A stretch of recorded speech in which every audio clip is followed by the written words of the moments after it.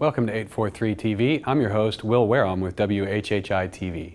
I'm coming to you today from City Hall in downtown Beaufort, and our first guest is Bill Prokop, who is the city manager of Beaufort, and Neil Puglisi, who's the senior project manager for the Boundary Street redevelopment project.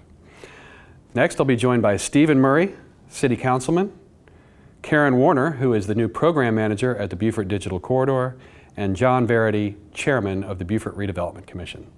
So stick around for more 843 TV, where communities come to speak.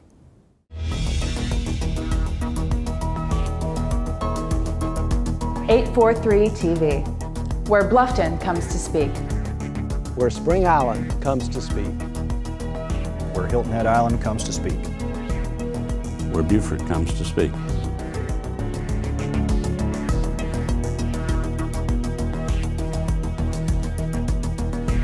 (843 TV), where communities come to speak.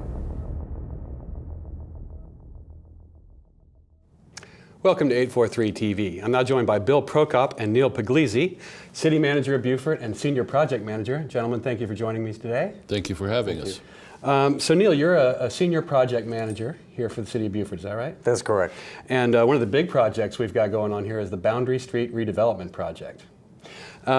Can you tell us a little bit about your background and your involvement in the Boundary Street project? Sure. First of all, thanks for having me here today. Absolutely. My background is a Marine of better than 30 years of service, and I recently retired from the Marine Corps Recruit Depot at Parris Island as the director of operations. Well, thank you for your service. Well, thank you. It's been good. It's been good, and the transition to Beaufort, the city of Beaufort, has been fantastic.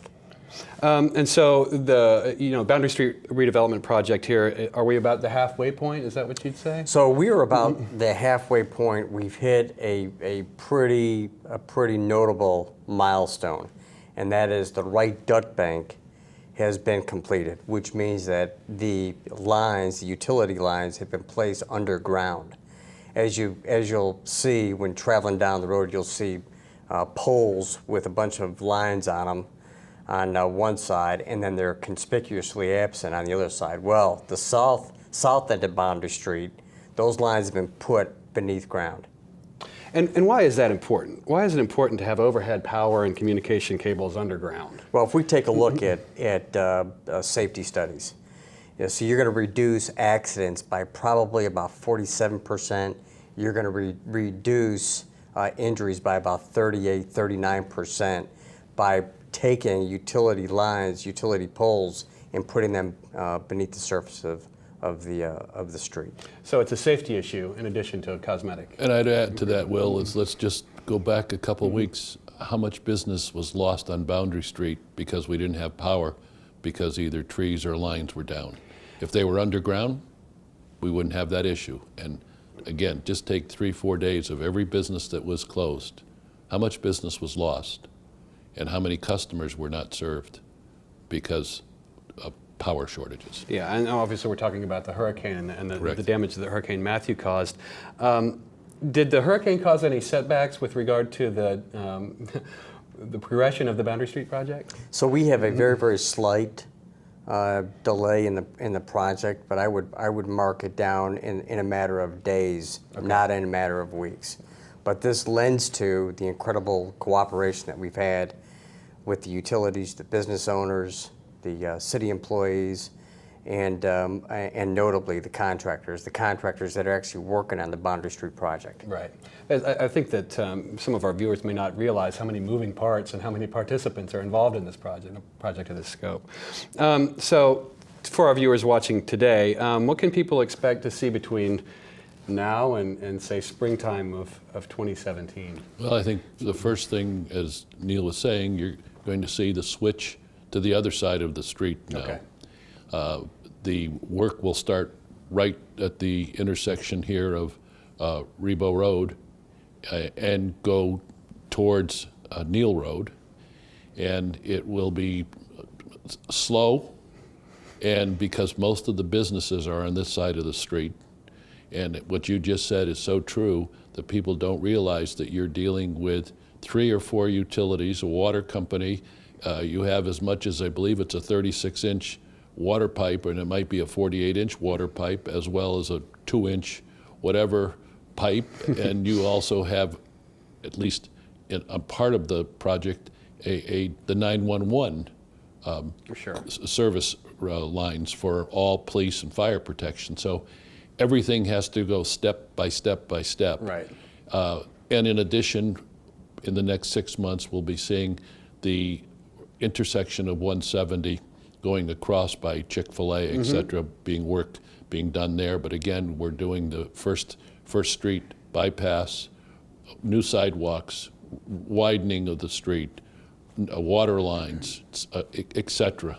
So, but basically everything people saw on the left side, the next 6 months they're going to see on the right side.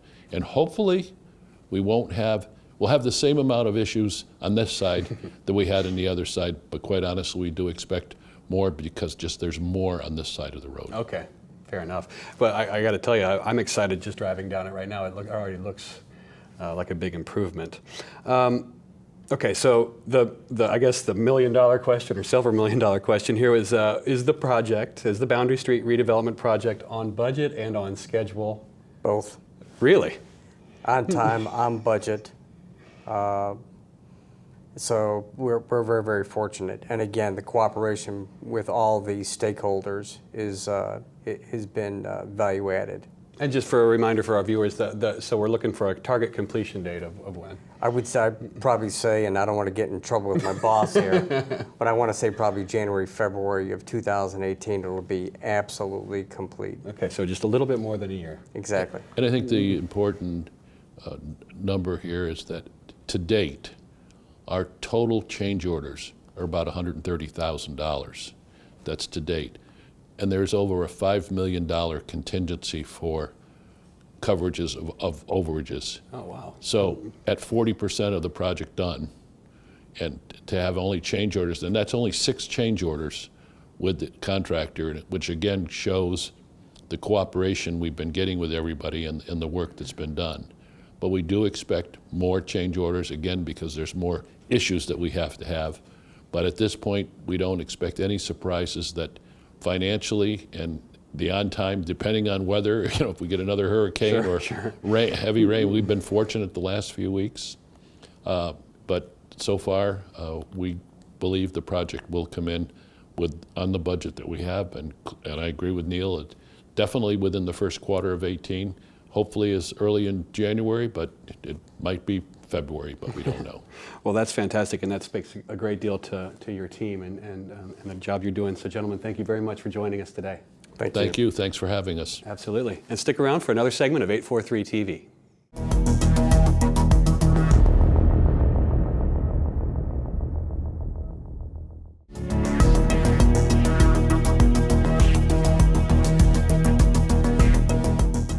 Welcome back to 843 TV. I'm now joined by John Verity, who's chairman of the Beaufort Redevelopment Commission, Stephen Murray, city councilman, and Karen Warner, who is the new program manager at the Beaufort Digital Corridor. Thank you very much for joining us today. Yeah, good morning, Will. Thanks for having us. Hi, thank you. Absolutely. So, Stephen, let's start with you. The last time we've had you on this program, there was a lot of excitement about the potential of a digital corridor here in Beaufort. Can you tell us some of the latest developments on that front? We have made a lot of progress in a few short months.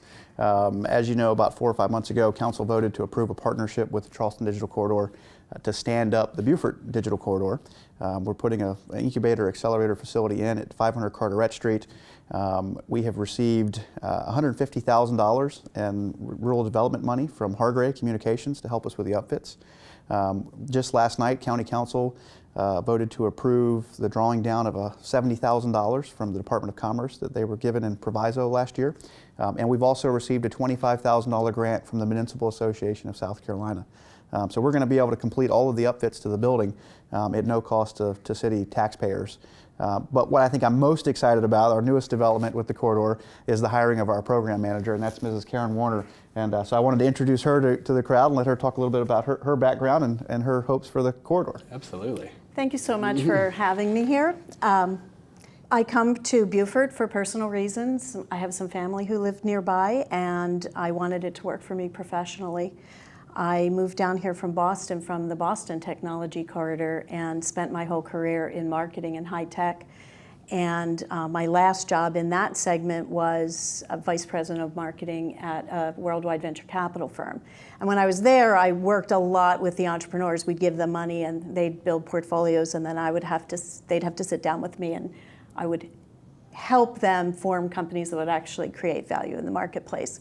After that, literally on 9/11, I decided I wanted to be more of service. And so I quit my venture capital job and became an executive coach. And so when I was here in Beaufort, I started looking around and saying, I'm going to have to leave Beaufort in order to keep my business going. And that's when I came across Stephen and Bill Prokoff and decided that this would be a really great place. The Beaufort Digital Corridor, as I heard more about it, I got really excited about it because I think that's exactly what Beaufort needs. Very cool. And John, I mean, you know, as part of the larger redevelopment effort for Beaufort, how does the Beaufort Digital Corridor fit in? Well, it's a perfect fit. You know, we approved the Civic Master Plan in February of 2014, and it envisioned Beaufort growing and prospering and becoming a place where more people would live. It's always been a challenge to figure out how to get more jobs in Beaufort. Yeah. Beaufort is not an industrial center. It's largely a center for tourism.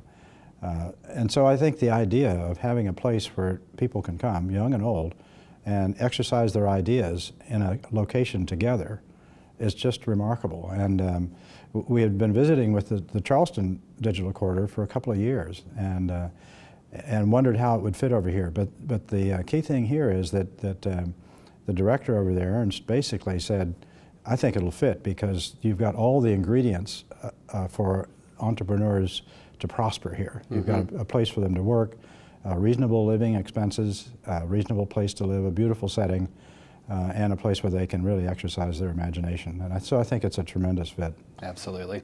So Stephen and Karen, let's talk a little bit more about the specifics of the Beaufort Digital Corridor. You know, say it's an incubator, and it's an opportunity for businesses who may not have the opportunity to buy an office building or rent an office building to have a place to go work and share resources.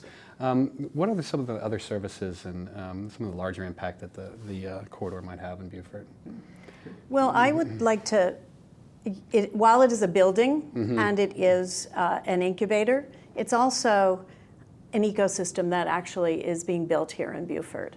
And so if you think about an ecosystem, our logo is actually a hub and spoke, so picture that. But the palm of my hand of that ecosystem would be the building itself, which is 500 Carteret Street, 5,000 square feet. Yes, that will be a space where we hope to draw the community, the technology community together. But it also requires companies that want to build technology companies and startups that will take residence there. Member companies that will be part of the supporting infrastructure of those companies. If those companies are going to be successful, they're going to need talent. So all of these pieces of the infrastructure, they'll need capital, we'll need to work with the educational systems locally and import perhaps some curricula that in the beginning that will help the workforce, the talent, and those companies grow.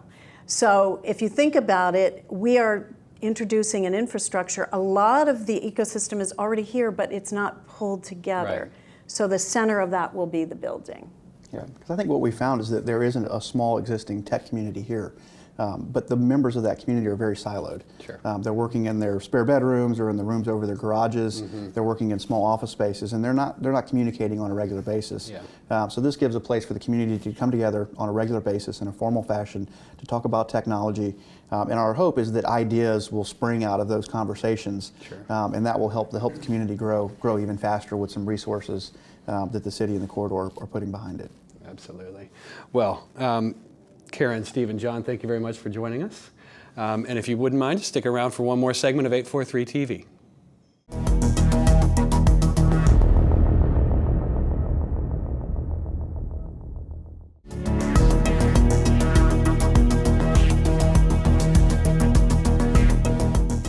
Welcome back to 843 TV. I'm joined again by Karen Warner, John Verity, and Stephen Murray.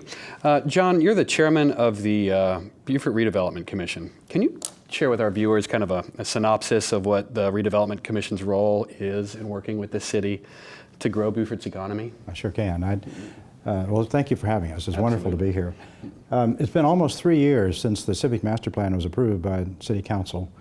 And coming out of that really was a sense that there was a real opportunity for Beaufort to grow, both from a residential point of view and also from a commercial point of view. And what the Civic Master Plan did is essentially put everybody on the same page. So you've got everybody in the city administration understanding what we want to do, where we want to go. And when developers and others who live here have a chance to read it, they understand the same thing. So we're all on the same page, I think, through the Civic Master Plan. And I believe that that's been one of the catalysts for creating the economic activity we're seeing today. So although it's controversial, we do have a big Walmart going in on Ladies Island. Yeah. We have, it looks like a Harris Teeter potentially opening in the first quarter of 2018, also on Ladies Island. We have a lot of development going on right now in front of Lowe's. There's a new Taco Bell out there. There's some other new businesses going in on Roberts Mills Parkway. I think it's very exciting. I don't know whether anybody, I assume everybody's aware that Sea Eagle is going to be opening a very nice new facility between Kmart and the Old Cafino. That's the kind of development I think we envisioned when the Boundary Street project was begun, that it would encourage people to reinvest in that property because it would be more attractive. I don't know that you can really say this for sure, but Sea Eagle is now on the water. I mean, again, across the street in a better facility. So I think that we're really pleased with what we see at this point in time. And actually the digital corridor we've been talking about earlier is another element in the opportunity for Beaufort to grow. That's really exciting. So obviously the Civic Master Plan helped provide a framework for that. You know, Stephen, in your opinion, in addition to the master plan, what else is kind of spurring this growth? What do you think is behind the economic growth here in the area? Well, I think we've done a really great job of preserving our natural resources. I think we've done a really great job of preserving our historic resources. I think the influx of military and Lockheed Martin now expanding their presence on the air station. Recruit Depot Paris Island has expanded the number of recruits that they're graduating into Marines on an annual basis.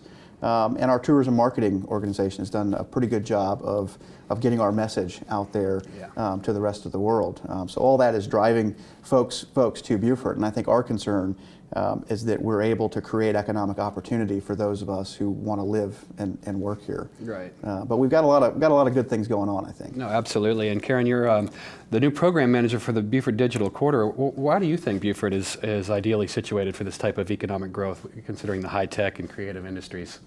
Well, I look to our inspiration and aspiration, our friends up in Charleston, the Charleston Digital Corridor. It's sort of like if you build it, they will come. But they've got some really great numbers. I mean, it's a long game. It took them 15 years. They founded in 2000, and over that time, they've incubated 147 companies.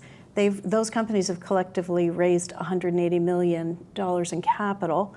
They just announced last week a technology wage salary survey, and the average technology wage in the region is $86,000, a little more than $86,000. Wow. And that's 2 times what it is in the Charleston region in general, and in just for the technology segment, and in South Carolina.